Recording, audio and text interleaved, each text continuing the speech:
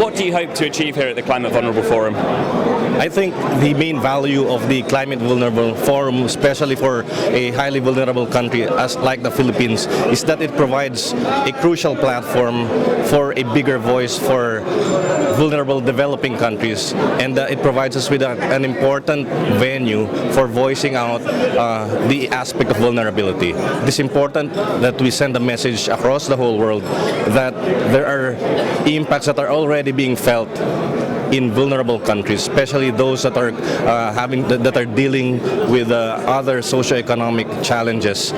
And so I would say that the Climate Vulnerable Forum is a perfect opportunity for us to engage in terms of showing to the whole world that developing countries are united in this, and that as vulnerable countries we want to show the world that we are also doing things on our end to contribute to solving the climate crisis. We are doing a lot on mitigation as well, and so we want to demonstrate moral leadership, moral ascendancy in terms of solving the climate change challenge. There's a lot of talk here about moral leadership and the fact that vulnerable countries are not going to wait for the rich to recognize this problem. They're going to begin addressing it straight away. What kinds of steps can countries like Bangladesh or the Philippines take to tackle climate change? There are 1,001 ways that we have started to take action on climate change.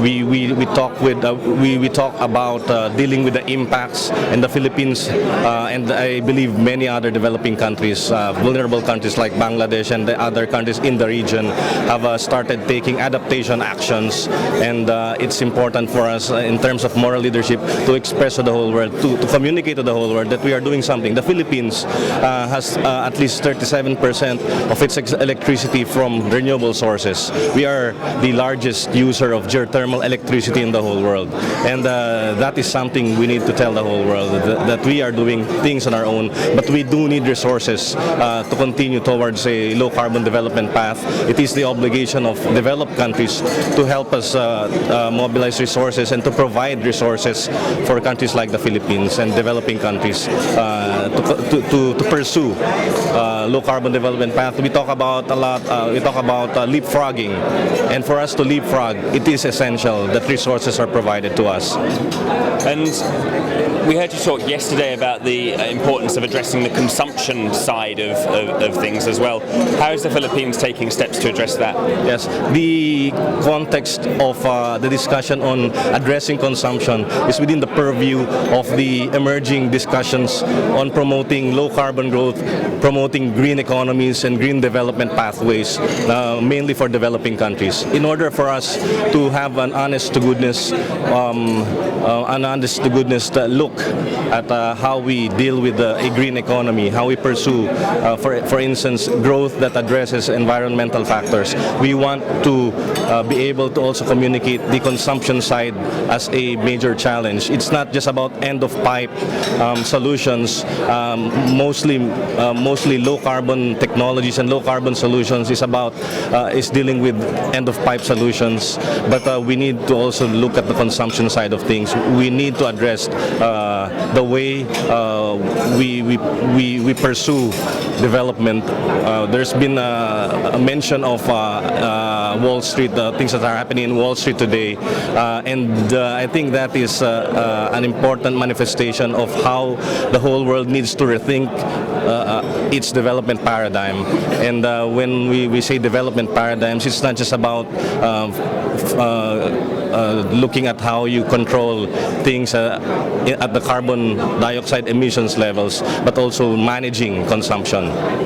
And why is this rocketing up the agenda for the Philippines? We've seen a new IPCC report coming out this week saying that extreme weather and climate change are connected and that climate change is affecting extreme weather. Is that borne out in the Philippines? Are you seeing kind of climate impacts already?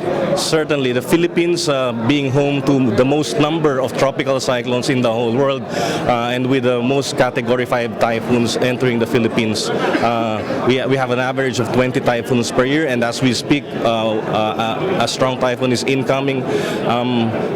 That is the kind of challenge we deal with in the Philippines. We're looking at challenges on food security and water scarcity, and we're not just talking about the present, we're talking about accelerated and intensified impacts in the years to come. And so if there's a message that you want people to take away from this event and people watching this online to take away, what is it? What's the message that Climate Vulnerable Forum is trying to push out? Well, in particular, the Philippines wants to send a message, and I would hope that the Climate Vulnerable Forum would express solidarity with this kind of message. We want to tell the whole world that there are a lot of developing countries that are already reeling from the impacts of climate change. Climate change impacts are real, it is affecting our development, and it is important that the meeting in Durban comes up with a real political and legally binding solution to address climate change. This is of utmost importance. The window of opportunity is closing in, and we need the whole world to get its act together. Thank you very much for speaking to us.